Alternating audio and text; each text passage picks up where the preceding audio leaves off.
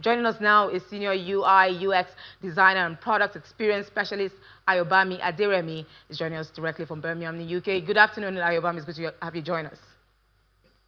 Good afternoon. It's a privilege to be on the show this afternoon. Yeah.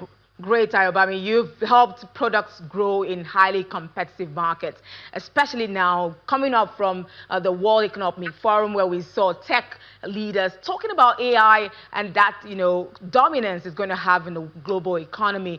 What areas are products struggling to grow right now, and how often is the real issue more of design, not pricing, not marketing, or the technology itself? Okay, thank you very much. So you find that in our world today, a lot of businesses, a lot of companies are looking to infuse AI into their business processes. AI is one of the trendy topics in the business space and in the technology space today. A lot of businesses are looking, you know what, let me push AI into my business. But really, and people begin to ignore what the seeming errors AI could certainly push in the business. And one of the things that people need to focus on is designing products that have awesome user experiences. Now, AI in itself is not the problem, but how businesses tend to push AI into their processes is what the issues might be. People find that you find that people are really focused on speed. Let me use this certain AI to put it into my business and try to launch this particular service, try to launch this product as soon as possible, let it hit the market. And you find out that they've really lost sight of people that they are really designing for, which are the users. If you push a product into the market that users cannot use, that can't satisfy what their needs are, that can't touch what their pain points are, at the end of the day, that particular product is useless. So what I believe that people should be focusing on, even utilizing the artificial intelligence to do in our business processes today, is look to see how they can infuse it in building a wholesome user experience.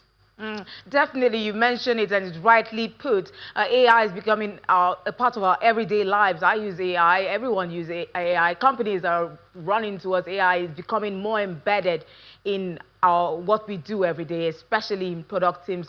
But can you tell us, where are leaders overestimating this AI production, automation, and underestimating human judgment?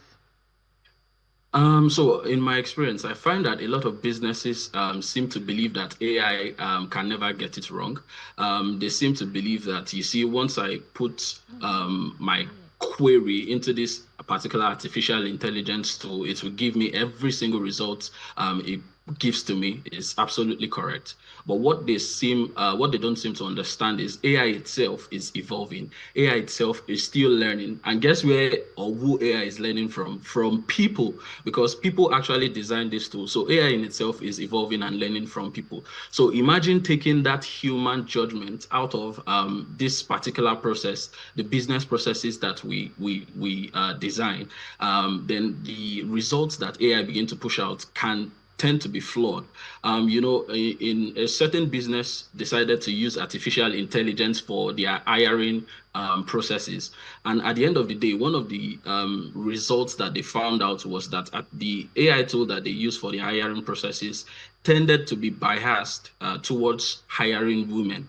And at that point in time, when the human people review the results that the AI had carried out during the interview processes, they decided to scrap it because they saw it was biased towards women. And that's what I'm talking about. So in our world today, as much as AI is very important and advantageous to what we do, we still need that particular human factor. I think businesses should understand that not every result that AI tends to push out is essentially correct. And AI is not necessarily neutral, as it is currently evolving. So that bit of human oversight is still very much needed to be able to challenge the results that AI push out, to be able to challenge the decisions that AI push out when they are being used in business processes. So I recommend that businesses don't lose sight of that human judgment if they want to build products that have awesome user experience that people can actually use and solve their pain points. Definitely, human judgments cannot be underestimated, especially we know that AI hallucinates, which is something that people have to come into take into consideration. But at what point does the push for many companies, especially small businesses, at what point does the push to move fast stop being a competitive edge and start becoming a strategic risk? Yeah, so you find in our world today, like I mentioned earlier, a lot of people are prioritizing speed in the solutions that they build. And now, while speed is not necessarily a problem, we need to understand that if we prioritize speed and then just release products into the market that people can use, then that becomes in itself a problem. Imagine, for example, you are looking to order food because a lot of people use food ordering apps today. And then the very first 5 minutes you spend on a food ordering platform, you struggle to even sign up on that platform. You struggle to get to the point where you can even see the list of food they have and what you intend to order. At that point in time, if there is a substitute application that you can use that would get you the food that you want within 3 to 5 minutes, you probably go for that particular application. And at the end of the day, what you then find is that that particular business where the user struggled, to sign up on the platform for 5 minutes has lost that particular user.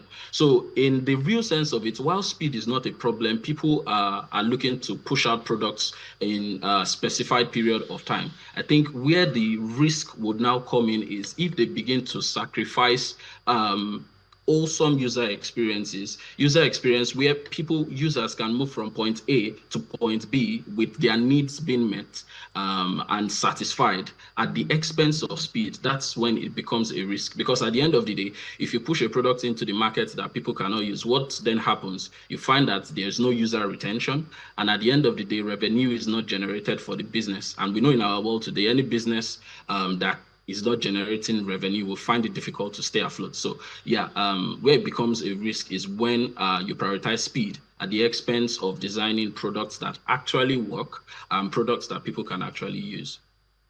Ayobami, I know you've worked closely with a lot of C-suite executives, media. Now, if senior leadership, we're talking about usability here, backs a product design that threatens usability or user trust, how should design leaders push back? So in my experience, one of the things that I find is very essential to bridge that gap is, I'll put it in Gen Z parlance, is show workings. Essentially, be able to defend your design decisions to senior stakeholders in the business. Like I mentioned earlier, any business that is not generating revenue, nobody would want to identify with that business, and the business itself will pack up in the long run. So design leaders need to be able to show to stakeholders that, see, this particular solution that I'm building, these are the sort of reasons, the ideas behind what I am building, and this is how it can affect the business. This is how it can generate revenue for the business. And bear in mind that you're designing for users. So design leaders essentially bridge the gap between senior stakeholders of the business and the end users. So you are saying to the senior stakeholders that, see, this particular software or this product that we've built, based on usability testing, based on several iterations that we've tested with our end users, we find out that in iteration A, only 10 users subscribed, for example, but in iteration B, about 100 users subscribed. Hence, we are going for iteration B because we've had 100 users subscribe. We've gotten feedback from these users, and we believe that this iteration will generate more revenue for the business, obviously, because it has more subscribers. And any product or solution that a designer can push forward to senior executive that is doing well in the market, doing well with users, you would find that the senior stakeholders in the business are able to buy into that particular product. So essentially showing to them results beyond reasonable doubt and defending the reason behind the designs that you've made, and how it impacts the users and also generates revenue for the business is how you can bridge that gap between end users and stakeholders. Okay, I hear you, Ayobami, but are there design or product red flags that tell you a company is built for a strong launch, but not for long-term scale? Okay, so for example, when you begin to see businesses that don't have proper design systems, businesses or solutions or products that have inconsistent UX patterns, businesses that are just targeting launch, they are not paying attention to what their users are actually saying, the feedback their users are giving. I mean, in our world today, you find that there's a lot of people giving feedback to whatever solution or product you push out there. You find, if you go online, you see reviews of this product, reviews of that product. So are these businesses actually paying attention to what their users are saying? Are they iterating? Are they looking to evolve that particular solution or product they've built? Or are they just pushing that product into the market just to, maybe raise funding, for example, and then once they raise funding, they are fine with that. So those little pointers, businesses that have inconsistent UX patterns, don't have credible design systems, those are pointers to me, and then don't focus on building a very exciting experience for their users. Those are pointers to businesses that I feel are not building to scale, but just building to push to launch for myself. Okay, Ayobami, we've just almost ended January, this is the new year 2026. Looking ahead to the end of December, possibly in the short term, what tough leadership decisions do you think will separate resilient tech companies from those that fade after the early growth? Okay, yeah. So, like I mentioned at the beginning of the interview, a lot of businesses are waking up to AI now, artificial intelligence, looking to infuse it into every part of their businesses. And while I'm a big fan of artificial intelligence, I advocate for it as well. I think businesses also need to understand the fact that, businesses that will thrive in 2026 need to understand the fact that artificial intelligence is not 100% in itself trust worthy. I think that particular bit of human oversight still needs to be put in place to critique every or challenge every single decision where artificial intelligence is used. I think businesses that will thrive are businesses that prioritize feedback loops from their users, which again, it's the human oversight that can bridge that gap.